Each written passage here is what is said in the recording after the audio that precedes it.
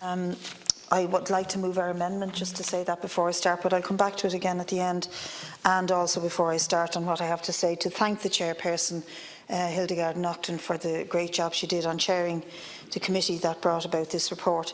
The starting point, however, I think should be the other reports that are constantly being produced, that are being brought out probably now on a daily basis.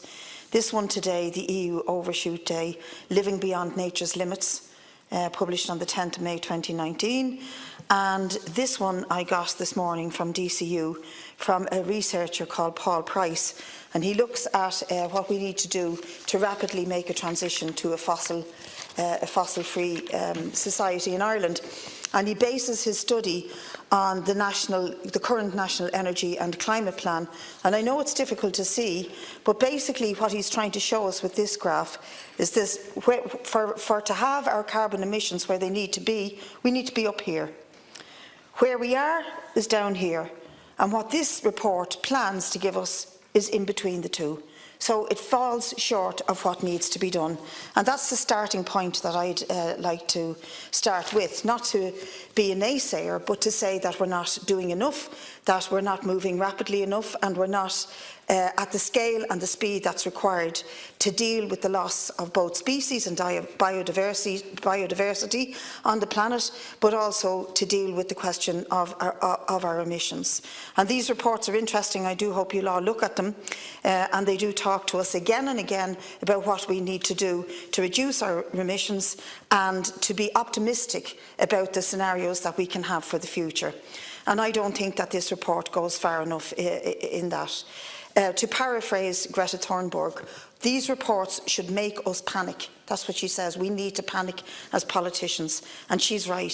The stark realisation that we're living through mass species extinction, 1 million species have been lost, and we're heading for that direction, the loss of 1 million species. We're now committed to trends that place a question mark over the future of ourselves as a species.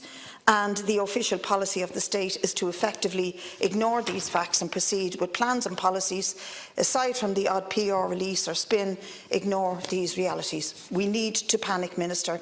And so you would think that in that context I would be welcoming a report that's titled Climate Change Across Party Consensus for Action. Well, my first comment on it is that it is not a cross-party consensus. I have written to the chairperson and to the Minister today to ask for that to be corrected.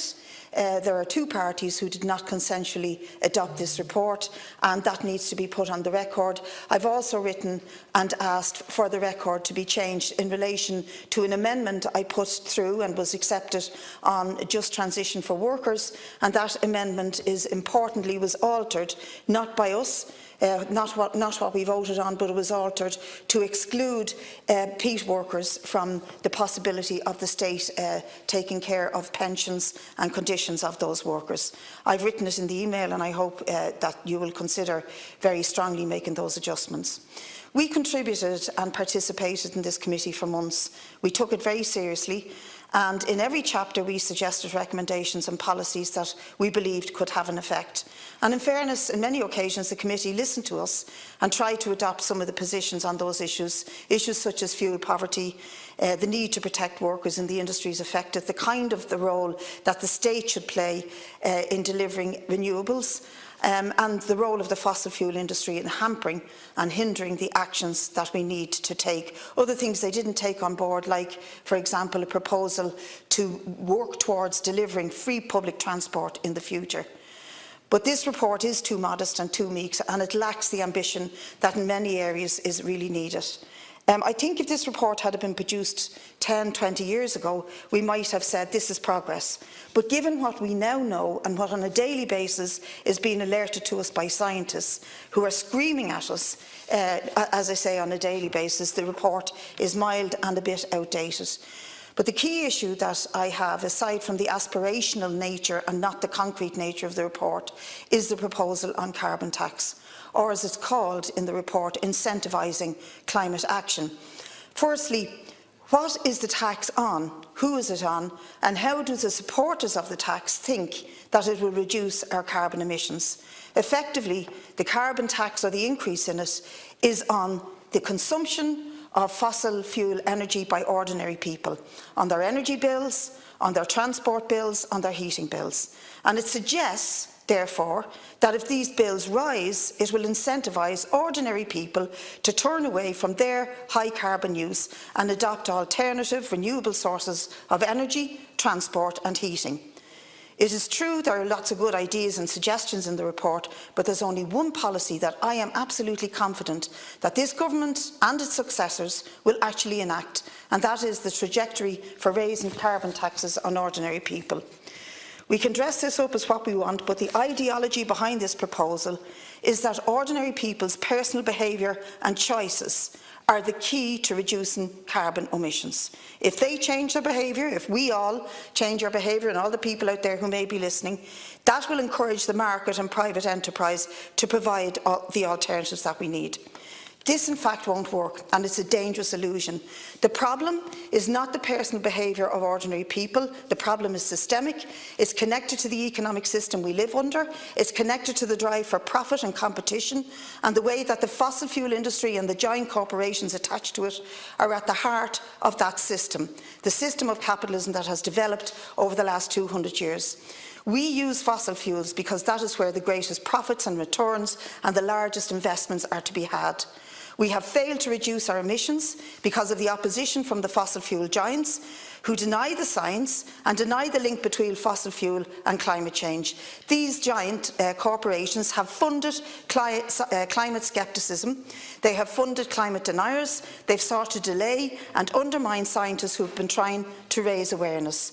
And they have bought and influenced governments who pursue policies that have meant that society has remained addicted to and continues to use fossil fuels and continues the extraction of oil, coal and gas.